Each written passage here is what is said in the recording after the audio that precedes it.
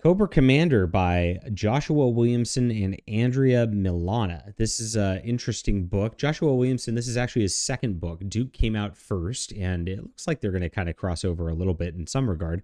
But they are individual independent stories right now.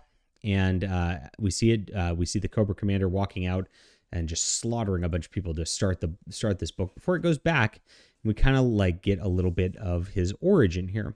Now, there's an underwater base going on, of course, where this is kind of where Cobra is born.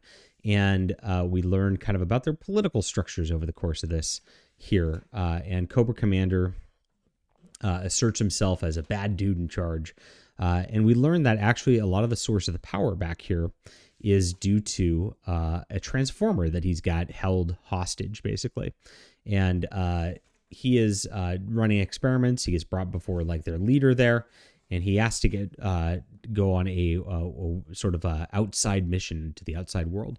Look at this, just beautiful, the looming evil that we see from Cobra here.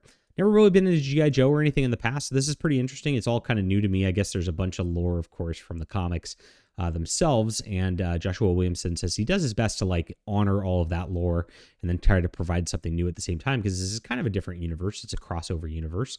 It's something different. And so when you see those combinations, it's really cool stuff. So we have a little trial by combat that goes on where Cobra Commander just really kicks some butt and looks gnarly. And here's the transformer I was talking about. Now look at the machinery, like it's all attached to the transformer, just like a beautiful double page spread. Kind of reminds me a little of Jack Kirby back in the day, except for, of course, the modern coloring's a little different.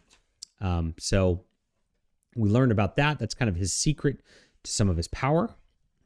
And then he ends up on the road, and we're going to see something else happening here in kind of the swamps going on later on.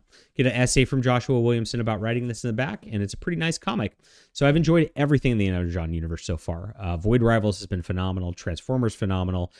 These are things I've just never paid attention to in the past. Cobra Commander actually just stays right in that vein, and they're doing a great job. I call this an 8.5 out of 10, a great start for a first comic. Good kind of semi-origin, and provides enough mystery and beginning to where I'm interested to read this series. Leave a comment down below with what you think about this. Hit that like and subscribe button. We'll be back soon.